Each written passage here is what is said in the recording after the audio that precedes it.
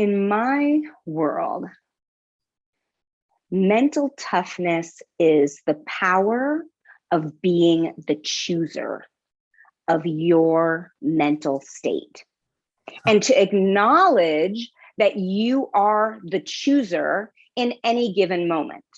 And I think this is so essential because I think so many people in our world and in our lives just kind of live. Sometimes I talk about it like a plastic bag being blown in the wind. Yeah. And it's like everything is based on external situations. You know, you have a great phone call, you feel great. You have a bad phone call, you feel bad. And then you're just kind of doing this roller coaster. And so when I think about being mentally tough, I think of you being the chooser of that mental state and having the tools that you need to be able to step into that to meet the demands of any moment that comes your way. Most of us never learned how to train our brains, which is why most of us needlessly settle, struggle, and worse, suffer. My name is Chris Doris, and I want to make brain training mainstream. This is my series, Tough Talks, Conversations on Mental Toughness.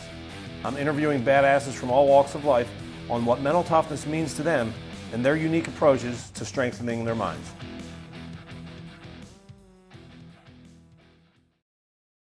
Hey everybody, welcome back to Tough Talks, Conversations on Mental Toughness, and I am your host, Chris Doris.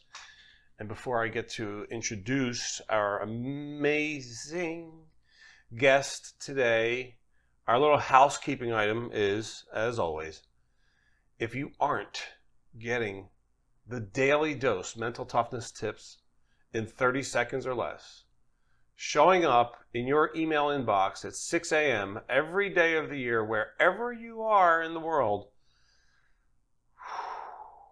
we're going to need to fix that right up. And if you're not getting notifications of my weekly blog posts that come out on Tuesdays, and if you're not getting notifications of these Tough Talks podcast episodes, we can actually correct all of that in one fell swoop by going to ChristopherDoris.com/lists, LISTS. Christopher Doris, DORRIS, ChristopherDoris.com/lists. Our guest today is a repeat guest. This is her second appearance on Top Talks. Her last one was quite a while ago. Her name is Dr. Alison Arnold. Most people refer to her as Doc Allie. I refer to her as Dude. Because we have an amazing history. Our friendship goes back over a quarter of a century, where she was actually my supervisor when I was in graduate school for my internship, which is pretty amazing. And then she talked me out of going to get my doctoral degree. She got hers. She told me I don't need it. And thank you for that, by the way. If I haven't thanked you, Allie, thanks for saving me another 5 years of study and probably $300, $400, $500,000 of student loans. Started a practice together called Head Games, which she really ran, and I supported, and then we became partners, in that practice, and crushed it. And so she's always been a mentor. I'm going to ask her about her history because it's just so fascinating. She for a long time, she was the go-to mental coach for gymnastics, and she worked with our Olympic team here in the United States. She's been to the Olympics with the team, and she mastered that. And now, more recently, in the last several years, she's taken the tools very much like me, where I used to work exclusively with athletes and predominantly golfers, and now I'm doing 99% of my work in the corporate world, right, with big business, selling lots of shit, right, and that's what she's been doing as well. So similar paths the whole time, and she has got, her new work, what she's been studying, she didn't just get, but she was fairly recently credentialed by MIT for her work in neuroscience. So we're going to be digging deep with her on how to become a NeuroNinja. All right, so enough from me. Let's go find her. She's the smart one. All right, Doc Allie, she's waiting for us. Let's go find her. Where you at, Doc Allie? Dude. Hey. You didn't say dude. You didn't say dude. Oh my God. 25 years we've been doing that. Say dude. Dude, I told Dude. dude. That's how What's we up? have, I told people in the introduction that we've known each other now for over a quarter of a century. Oh my gosh. And that's how, so you just, you just made a liar out of me. Because I told him, I said, I'm going to say dude. And she's going to go, dude. Shoot. We're going to have to try that again. All right, you want to start over? All right, here we go. We're starting over. We're not editing this out. Right. We're just going to have to do over. Right. All right. Hey, here she is, Doc. Dude. Aw, what's up? So I've told so many stories about you, and they all start because I have a million Doc Allie stories, right? Of course. And one of my favorites, right? When I asked, you would come into the office at head games and I go, dude, and you go, dude, and you sit down and I'd say, how you doing? I tell the story always. And you go, how am I doing? Like I'd ask you, what's the meaning of life? Why'd you check in? Which is just and I tell that story all the time in that context. And and as I tell the story, I it's a reminder for me to slow down. Yeah. And get present. So well, I still do that. I think I still do it. It's totally unconscious that I do it, but I should have started with that. It just takes me a second to kind of check in and really be like, all right, I want to answer authentically or with meaning or, so it's like, how am I? How really am I? That's a good question, right? That's what you're like. How am I? Yeah. And then you would always say whatever your damn truth was. Whatever is true. Yep. Once in a blue moon, you'd be like, I'm pissed. Can I just talk like a victim for a minute? I'm like, God, do it. Yeah. Yes, go get it. Well, I then mean, you're just done. to jump. Yeah. I mean, just to jump right in, I feel like it's so important to honor where you're at, Now, whether or not you want to change that is something we're going to talk about, I think, in our discussion today. But I think one of the reasons why I would do that is to just give voice. You know what? I'm kind of shitty today, or I'm struggling today, and again, and what I want to do with that next is the jump off point to everything that we're going to talk about today. Right. Yeah.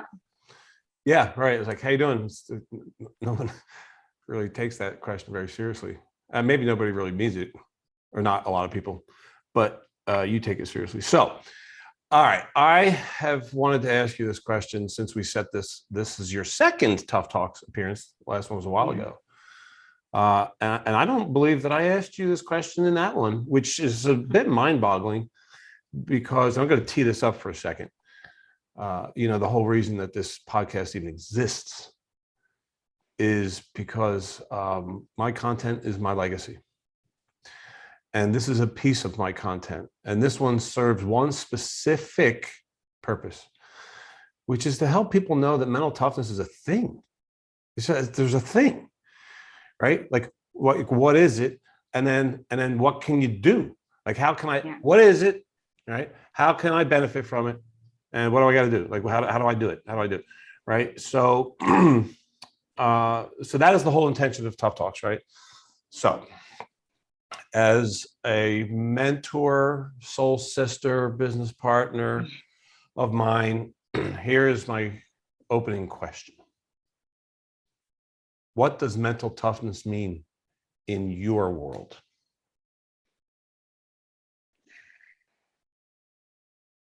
In my world, mental toughness is the power of being the chooser of your mental state, and to acknowledge that you are the chooser in any given moment.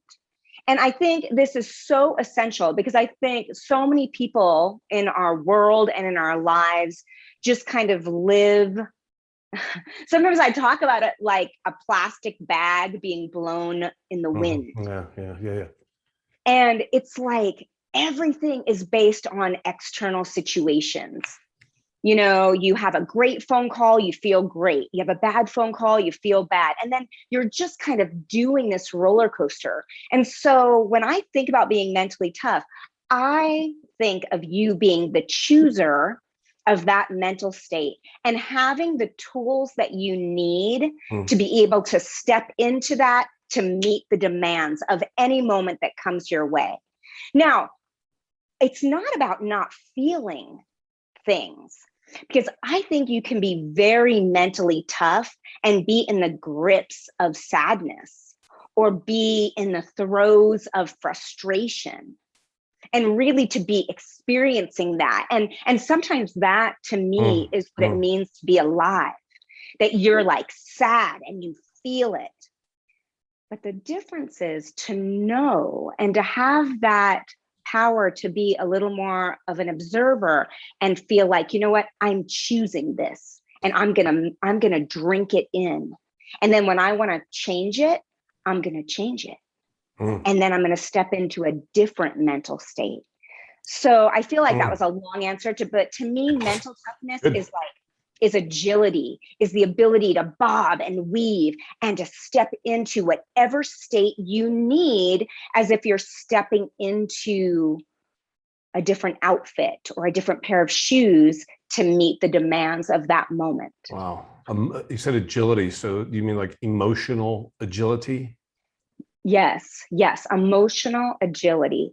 Because just like, you know, you're not going to wear high heels to a tennis match, I feel like you need to have emotional agility, especially with today's ever-changing world and ever-changing business culture, that you need to choose the mental state that's going to serve you the best, and then have the tools to really know the how that's specific to you and what you need to like step up and step in to that moment. And that's what agility, and I think mental toughness and mental agility are so connected. And that's really what I teach, because we tend to get stuck. I mean, I know that I've been stuck before, and I'm stuck in, you know, a bad mood, or I'm stuck in insecurity, or I'm stuck in victim thinking, or I'm stuck being pissed at my husband, or whatever it is. And so to me, that toughness is really that ability to be like, all right, I'm done with this moment, and I want to step into this moment in a different mental state. So yeah, let's definitely talk about the specifics of how to do that in a minute. Because I gave folks some of your background in the introduction, okay? But I'm interested in hearing two things. One, what is one of your answers these days when you meet someone new and they say, "What do you do?"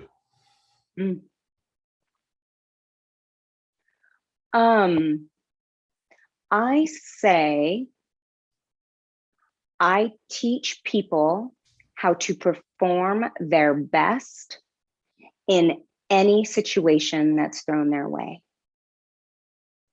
So that, I think, would be like the short answer to that. And I teach them using mainly like technologies or protocols from 4 different areas that have been the biggest areas of influence in my life. Which are on your homepage, I believe. Well, no, it's not. That's not on your homepage. It's in your website, which is amazing.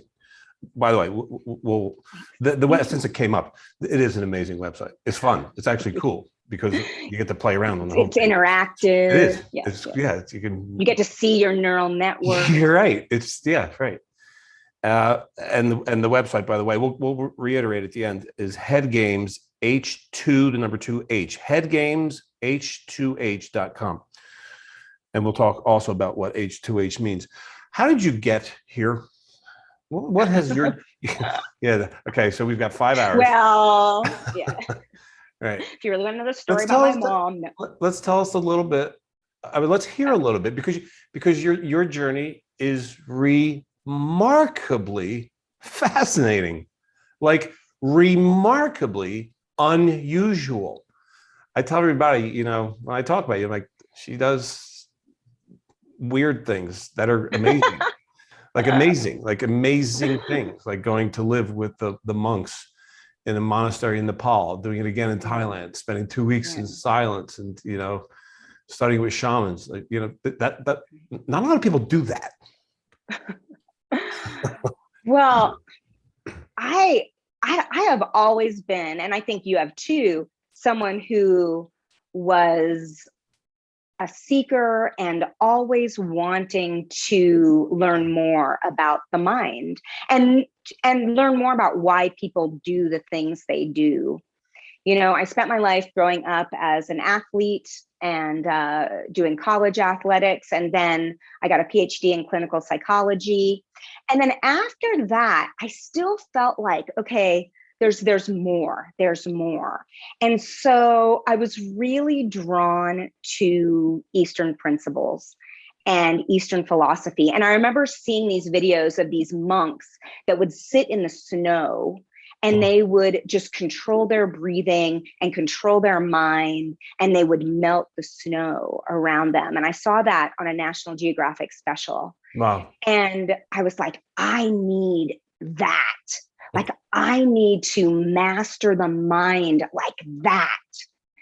And so I went and I stayed in monasteries in Nepal and just learned from these masters. And in Thailand, I studied the mind in Peru. And then I taught, and I taught elite athletes and peak performers what I learned there.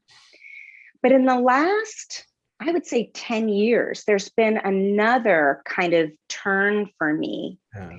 And that is in the power of neuroscience. And what's been really amazing is that we've been doing so many of these tools for years and years and years. And now there is cutting edge research in neuroscience that really shows us why these tools work. And how they affect your neuromodulators, which are like chemicals in your brain that are going to change the way you feel, how they affect neuroplasticity, and that is creating habit and creating lasting change, how they even affect the size of your brain. I mean, really, as recent as like 2005, there was a conference on neuroscience and they invited the Dalai Lama to speak.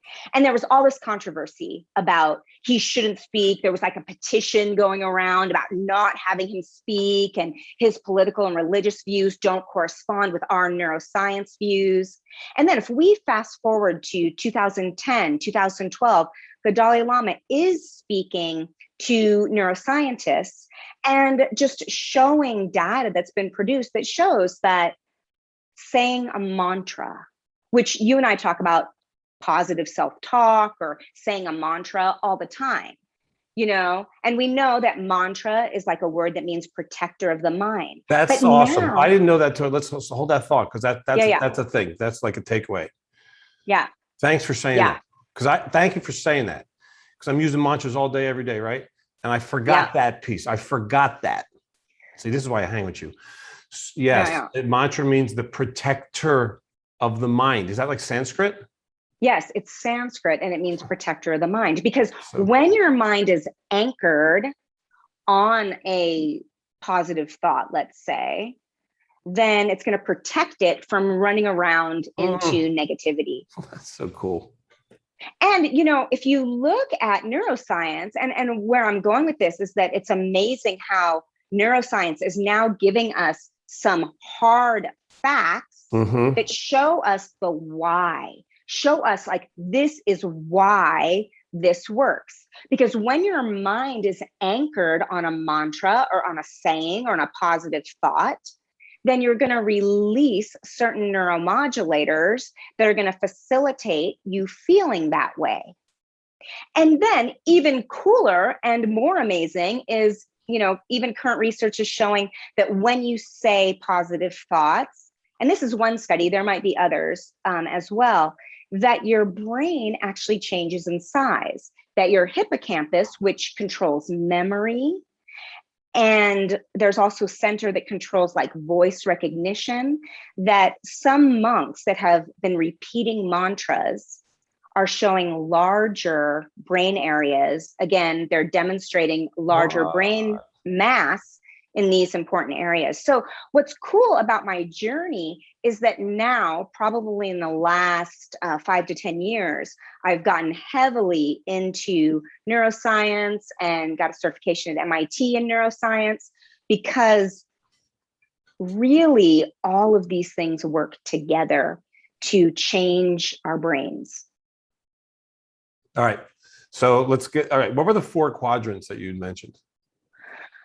For me, the 4 pillars that I take in terms of my work and my protocols that I develop with people, with leaders, are from psychology, because psychology has so much to offer in terms of the why and why we do things.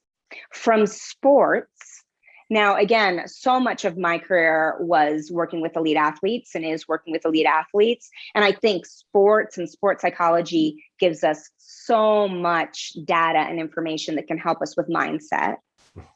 And finally, Eastern principles, and then neuroscience. And those 4 integrated creates amazingly powerful protocols to help you change state and choose state. Yes. That's a hell of a lineup be a to be victim. equipped. Right. Wow. So you guys, this is why she was my supervisor when I was in my master's program. She's always been my teacher. This is amazing. She's got a PhD in clinical psych. She's been an elite athlete, worked with elite athletes all over the globe forever. She's obviously, like we just discussed, studied deeply Eastern and practiced Eastern principles, and now is certified from MIT, for God's sake, in neuroscience. All right, so let's talk about how does somebody become a NeuroNinja? How do we do that? Teach us. All right. Well, first of all, it's so important that we make the decision to be a chooser of our mental state.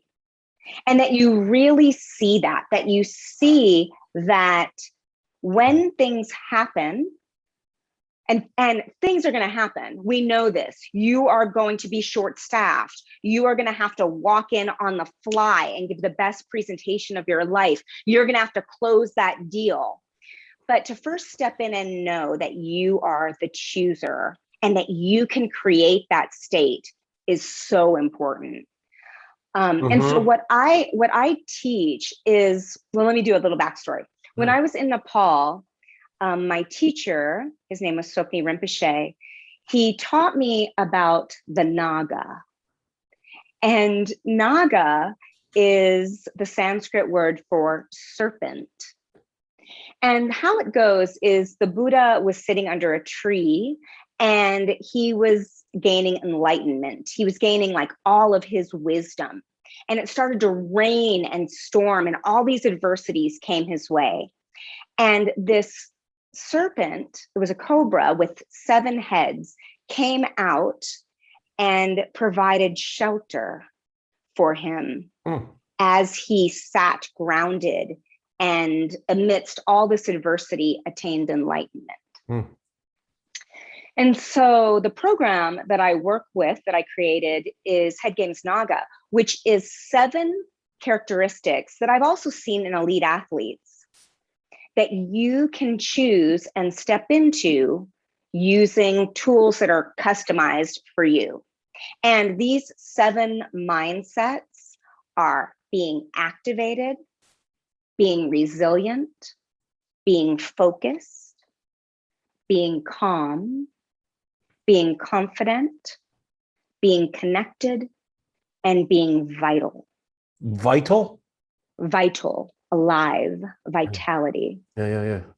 And when you can master these 7 mental states and become that agile chooser, then you too can remain in your perfect mental state amidst any adversity. And these can be trained and worked just like any other type of conditioning program. And then you can like look at your menu, like, how do I want to feel today? How do I need to feel today? And you're like, I need to be activated. I need to be confident. And then you have your protocol to step into that mental state. So you can choose it or you can change it. And like settings. Yeah. That's so great. Yeah. What do I Yeah, need and for I this don't situation? Well, it's lunch. I don't really need anything. Well, calm. Yeah. Right, but I'm going into a huge a huge customer presentation. Huge. What do I need? If that was you, all right, you're going into like the potentially biggest deal close ever. What are you activating? I'm going to probably do a little bit of like activating and confident.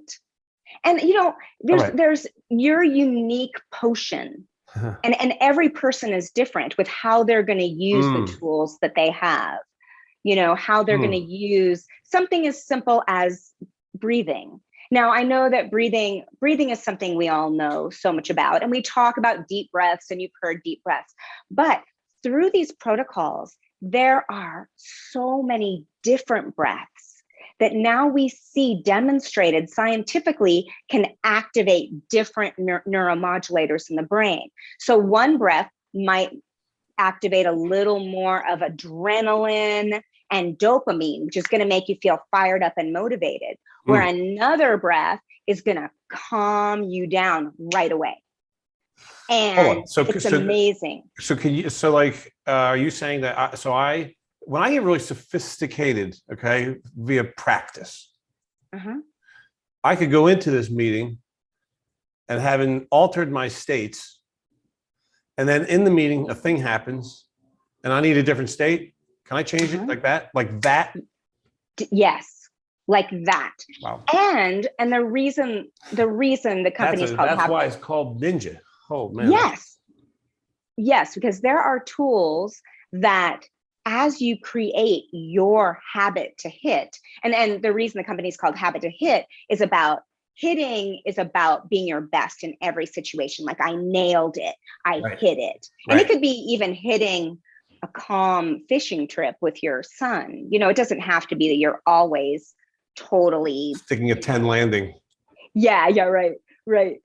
But yes, there are tools that you're going to program in that you use as you walk to that meeting. But then if you need to change your state, right away, you can change your state, especially if you've created the habit to hit and you've created the neural pathway. Again, we're creating brain pathways. And we all have these pathways. You hear Thunderstruck by AC/DC on the radio as you're driving to work, and you have this pathway firing. For me, it's an awesome pathway. I never knew that. Yeah. How could you not start doing air guitar? Yeah. But this is what emotional agility is all about, is using your tools right away to take charge of your mental state with whatever you need in that moment. How long does it take to be able to, to develop mastery in this? Well, it usually takes 30 to 60 days to change a habit or build a habit. And I'm sure you've seen, that research. And there's been new research that show that is true, that it does take at least 30 days to reprogram a habit. But I think I look at it as just like an ongoing lifestyle, does my son, I have a 9-year-old, and does he still trigger me?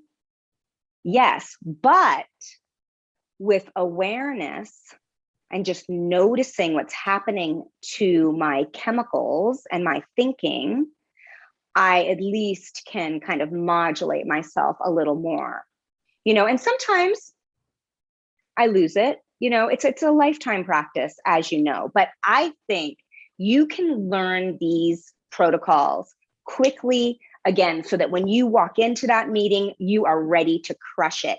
And you can crush those self-doubts that are just, swirling and sitting on your shoulder by doing some pretty amazing protocols using breathing, brain, behaviors, from those 4 pillars. Can we talk about some of them? Because I'm sure people are like, at this point, like, I am ridiculously curious. Like, yeah, give me practice. Cool. Well, first of all, I want to say something kind of fun about these practices, that when we work together, there's some practices that everyone kind of can use. And we can just talk about like kind of a basic one, but then there's others that are customized to the individual, whatever that person needs and however that person can get there. We talk a lot about get there, and how that person can get there. And then I have people kind of name their practice. Like, let's say, I have a client right now, a leader who wants to be like super resilient sometimes. Like, he is looking to be really resilient. He knows he's super frustrated. And so he has a protocol that we created that he's training that he calls the Goggins. Like, he named it after David Goggins. So he's like, all right. SEAL, if you don't know who David Goggins is, he's a crazy, amazing Navy SEAL, former Navy SEAL, right? So he's like, I had to Goggins it. Or he has like, actually, this is a different person, has her Cleopatra, so I think people can like name their own protocols. Yeah. But I think an easy thing, to start with is breathing, because it's kind of low-hanging fruit. I mean, it's kind of something that we all do, but it's powerful, and it should never be underestimated, because it is the ultimate mind-body connector. So let's use, I'm trying to think of the 7 Nagas, 7 states of the Naga. Let's do calm. Okay. Like, you feel like you need to bring it down. And I'm just going to teach you one breath for calm. Cool. So this is a breath that I call an anchor breath. And it is, it sends a message right away to your brain that you can bring it down and that you can think more clearly. Because when you're in other mental states where you're a little more activated and agitated, you might not think as clearly. So this breath is a double inhale through your nose, like this, where you top it off, and then a long exhale through your mouth. And if you just even do that one more time with me, ready? Right. Am I filling with the two breaths, or not trying to do that? Yes, you want to fill so that you pop out the little alveoli in your lungs, the little bitty cells, and that on the long exhale, you're decreasing more carbon dioxide. And again, this is super simple, and this is just kind of like a very basic tool, but still super important. And the reason it works, by the way, is because your diaphragm is connected to your brain through a nerve called the phrenic nerve. And the minute that phrenic nerve picks up that your diaphragm is activated and you're taking in that oxygen, it sends a message like, it's okay to calm down and get right into your centered place. So it's inhale, and then long exhale. So just even do that twice, and you're going to feel a difference in the room. Ready? Yep.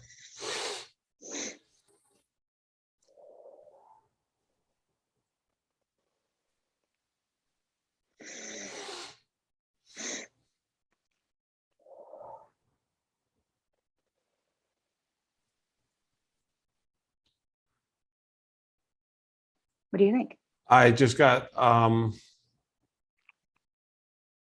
absolutely feel calm. I actually, what I was going to say is I got chills for a second. I'm not sure why. Like, kind of goosebumps. I'm not sure. That's a good thing for me. Yeah. Why the 2 breaths? Why the double inhale? What's that? Because the first one, just again, is kind of like our normal inhale, where we tend to breathe pretty shallowly these days. And so we take that breath, and then you really like pop open those little cells in your lungs by topping it off. And that's going to, again, help you exhale more CO2. And then when your body has less CO2, it also helps to kind of relax and get you present. And we talk so much about presence and being present, and it just helps you kind of sink into the presence. And so this breath, and again, I just did it a few more times. I just did it like 4 more times while you're just talking. And I absolutely 100. See, when I do these interviews, right, I'm multitasking my ass off over here. I ought to do this throughout a damn interview and we're just chill out. Yeah. Seriously. Yeah. Wow. It's gonna bring you. No, it's gonna bring you right in. It's gonna bring you right in. And you can do it. You should be able to do it very discreetly. What I love about these NeuroNinja or habit to hit protocols or the Naga protocols is that you can do them anywhere. You should be able to do them in the meeting, as you're walking to the meeting, as you're walking from car to office, all of these, whether we want to like fire you up. Now, just talking about breathing, we would pair, by the way, to create your protocol, we would pair that though also. We're going to pair it with self-talk. We're going to pair it with behavior, certain actions that you're going to do physically that are going to help to like anchor that mental state. But let's say you want to be more of a kick-ass mental state. Okay. Like you're ready to walk in and you're ready to like crush this particular appointment. You want to close this deal. You want to hit this number. You're like really ready to crush it. Well, then you don't want to do the anchor breath most likely, because the anchor breath is, again, you might want to, again, these are a little bit chill out so much. You probably don't need this product. Everything's fine. Right. Who needs it? Right. It'll be all right. Yeah. So, but when you're going to look at your menu and be like, okay, what do I need? What do I need to be in a total kick-ass mental state for this particular meeting? And you're going to have choices of the tools that work for you. Like the breath is going to be totally different. The breath is going to need to fire you up maybe instead of bringing you down. So that's going to be a longer inhale. So it's going to be and a shorter exhale. Wow. But if you see athletes, they're going to do that more. Like they're going to be like, and then you do that. And that's going to activate you. And then again, we're going to pair it with other tools of like statements and actions and movements that are going to totally get you into a place where you're feeling unstoppable. That's amazing. Well, so the first of the 7, I'm not getting all the language right, so you got to help me. The Naga, the seven-headed snake. Yeah. What do you call these? The activated, resilient, focused, calm, confident, connected, vital. The 7 what? What do you call them? 7 mindsets. 7 mindsets. It's like the 7 mindsets of peak performers. When I looked at all of my work with elite athletes, with leaders, with sales, it was like these 7 aspects. And there's others, and there's other kind of nuances to each one of them. But these 7 were really key to be able to have that type of mental mastery. Okay, so definition time. There's 2 words that I want you to define for me or explain what they mean. The first of the 7 mindsets, you say activated. What does that mean? To me, activated is more like motivation. Okay.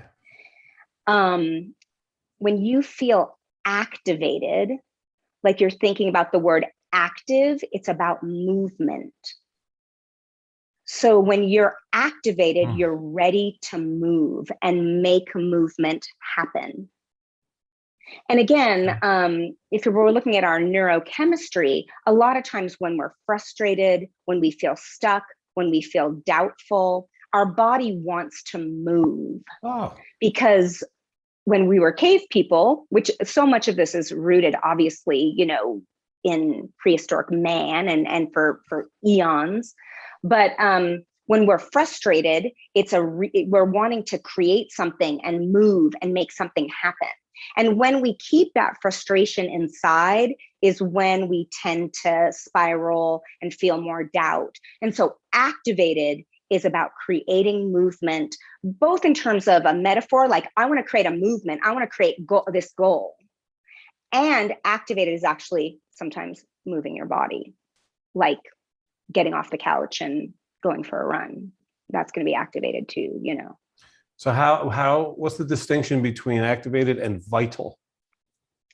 Vital is more about, so vitality is from the root of aliveness.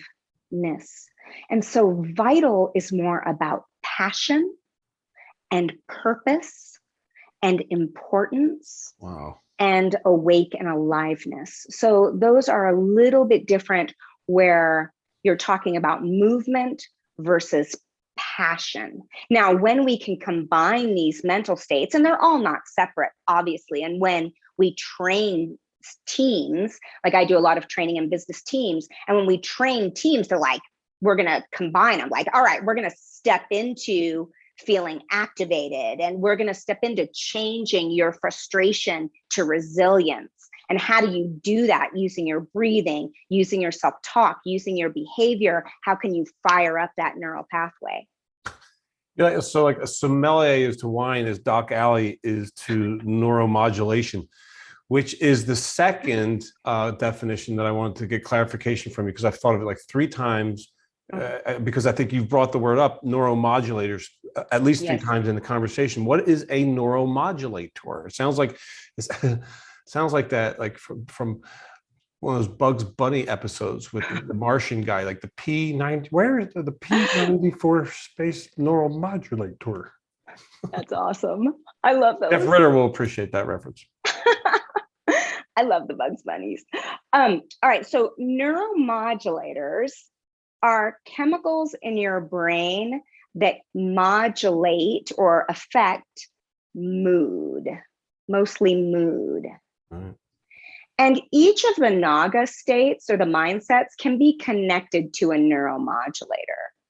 So a neuromodulator is, you know, adrenaline, which everyone's heard of, connects to activation. There's neuromodulators like dopamine, and dopamine is going to make you feel motivated. Dopamine is going to make you feel like you're on track, you're moving towards a reward, you're on the right path. Dopamine is super important. Serotonin is going to make you feel like things are going to be okay. So again, these are chemicals, and there's GABA, there's oxytocin, there's cortisol. There are these modulators in our brains that are very subjective. And what I mean by that is they're super controlled by thoughts. Mm. They're controlled by actions, by movements. They're controlled by behaviors. They're controlled by external triggers. Like you can see someone walking down the hall, like you see, I mean, you can think of this in any situation. You see your boss walking down the hall, and maybe your adrenaline is going to start pumping, and then maybe a little bit of cortisol, and you're going to feel a little stressed. And then maybe you're not going to think as clearly, because when adrenaline's too high, your thought processes aren't quite as clear. Again, we kind of talked about this earlier. So again, you're going to want to modulate yourself in every situation, because there's all kinds of things that are triggering to us based on history, based on expectation. But when you can become a master of that mental state, then, and then you're like, you know what? Nothing gets to me unless I choose it. Unless you choose it. Right. And sometimes, so again, in that case, it's not getting to you. You're correct. You're choosing it. It's not getting to you. Yes, because again, there's a sweetness in the struggle. Like me and my husband and our 9-year-old, we climbed the highest point of Arizona this last very weekend. Cool pictures. Very cool pictures. Thank you. And it was like, 12,600 feet. But part of the joy is the struggle. And that's what makes the summit so amazing. But when you choose it, you're like, I'm in the struggle. This sucks. And I love it. I love it. That's so cool. You're reminding me of Ryan Lang, who's the son of my high school buddy, Chris Lang, and Ryan Lang has been on Tough Talks twice also. He's an ultra marathoner. Yeah. And he talks about what you're saying, and he calls it embracing the suck. Yes, I love that. I love that. Yeah. I love that. Yeah. And sometimes you choose to embrace the suck. But I have to tell you, when you embrace the suck and you think like that, it changes your back to neuromodulators. Okay. So all right. When do I want to create cortisol? When will that serve me? Cortisol is so important. So first of all, let me tell you, cortisol has gotten a bad rap. Yeah, good. I'm glad. Has. Okay, because that's like my connotation. It's like, I don't want cortisol. No. Okay. You do. Oh, you do. Okay. Why and when? Because it helps you get out of bed in the morning. Wow. Cortisol is an activator. And so it helps you get out of bed in the morning. It helps you start your day. It helps you move your day in the right direction. That's amazing. What you don't want is high cortisol for extended periods of time, because then it's going to cause issues with your immune system. It's going to cause issues with just your general, how you're feeling in general. It's going to decrease other neuromodulators like serotonin. That's going to make you feel better. So you don't want it that over long periods of time. When do I want to activate serotonin? You want to activate serotonin when you want to feel confident and when you want to feel like you trust yourself, like you know your stuff. Yes, it's amazing. Isn't it amazing that you can be like, how do I want to feel today? Again, just like you're walking into a meeting, you decide what clothes I'm going to wear, what shoes I'm going to wear, and what's my mental state. Right. Instead of just letting yourself be that plastic bag, you know, and who wants to live like that? I mean, who wants to live always being a victim to external? Because the external is crazy. It's crazy. There's so much adversity. There's so many challenges. There's so much to be stressed about. So if you can become a chooser, again, like clothes, shoes, mindset, excellent. This is what I need to do. When do I want dopamine? Oh, dopamine. Dopamine is one of my favorites and one of the most important. Dopamine is when you want to challenge yourself, when you want to make steps forward, when you want to reach a goal, when you want to stay hungry and motivated, and when you want to love the suck. Because dopamine is the neuromodulator that decreases the adrenaline that help. I don't want to get too mechanistic, but dopamine is the one that helps you love the suck, and that's one of the biggest. That's one of the biggest goals, I think, of mental toughness, is being able to rise to adversity. And that's one of the biggest things I teach, is how to really work with the challenges that comes your way, like the ultimate punt return. You know, like things are just coming your way, just like that running back. You know, and you're being tackled and people are just running at you and you're able to like, jump over this, block this, you know, and you're still running towards that end zone. And that's what this type of mindset mastery and these tools can do for you. So great. Okay. One more of those questions. When do I want oxytocin? You want oxytocin when you want to feel connected. So oxytocin helps you feel bonded, and it's a major chemical that's released during childbirth, and it's released for men as well. And it helps you feel connected to people, to situations. And I think as leaders, you know, it helps you feel more compassionate, and ultimately will help you feel just connected to everything, to even all that is. It's like, Yeah. I can't wait to learn more from you on this, all of this, because like I'm having, you can see my eyes are going all over the place because so my brain is, because I'm thinking of all these people that I'm working with, right? And like one of the things we talk a lot about is improving your relationship with your people, up and down. Yeah. Yeah. Right? And what actions can you take to strengthen?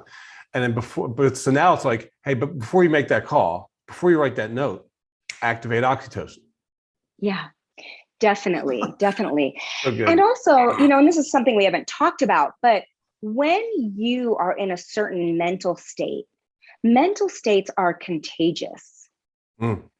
And I think we know that kind of intuitively. There's also something called mirror neurons, and mirror neurons are a little bit controversial. So I want to be clear about them. But when we know intuitively, when you feel good, your people feel good. When you feel stressed, your people pick that up. When you're feeling present, when you're feeling open as a leader, then your people are going to feel that. So definitely there has been research shown that when you tell stories and when you talk to people, that their neuromodulators change as well to match your neuromodulators. And that's a totally different topic, like how our mental states impact all those around us. God, you're reminding me of one of the most profound teachers I've ever had in my life. Taught me this great phrase. I use it constantly in my life and in my work, which is we are always either purifying or polluting the environment with our vibe. That was a setup. Do you know who that teacher might be? I do. It's so true, though. Yes, it's her, by the way. If anybody didn't connect that, it was me. It's okay. Yep. It was me. And you first said that. I think the first time you said it had to be like 20 years ago, and that really stuck with me. I use it all the time. How do you say that? How do you say it? Because I think I messed it up a little bit. I say that every thought, every word, and every action either brings the energy of all those around us up or brings all the energy down. Okay. But what I really say is give a hoot, don't pollute, which totally dates me. Oh, that's but fun. When I was a little kid, there was this. I know. Yeah, go ahead. There was this, this PSA, this public service announcement with Woodsy Owl, and he would be like, give a hoot, don't pollute. And so that's really what I think. Give a hoot, don't pollute. Like even my own negative self-talk affects those around me. So, it's super powerful. In your research, with all this, the neuroscience. Yeah. Has that even had to do with this? I want to say a phrase, right, that people say all the time that I'm really fascinated with right now more than ever. Trust your gut. Just roll with that. Well, there's so many ways to go with this, but actually your gut, your actual stomach has some very important receptors. Yeah. And those receptors are triggering different chemicals and different behaviors, you know.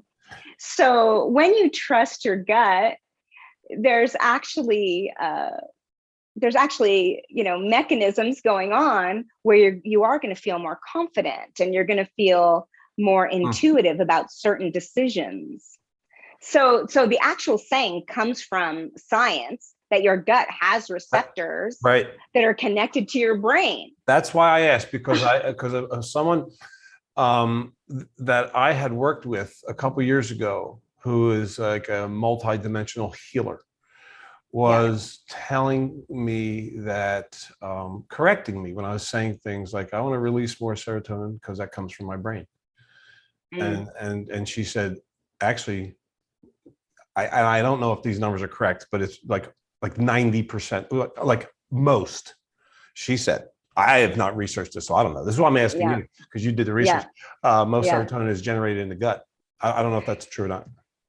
Yeah, I don't know. Again, I'm not clear on the percentages either, but I know that there are a large quantity of serotonin receptors in your gut.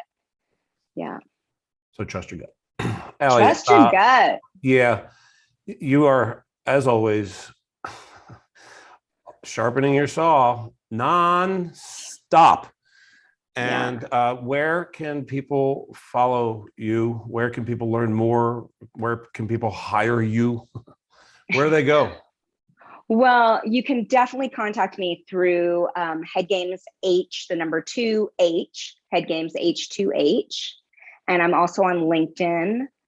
And I think the biggest thing, again, the biggest takeaway is that you can step into the mindsets that you need to crush any situation that comes your way, be it a challenge, be it a confident situation where you need to be confident, or be it a situation where you really need to hear your people, and that you can have tools and habits that can help you really step into that. And they're not that hard to learn, and to program yourself to really be able to control these mindsets.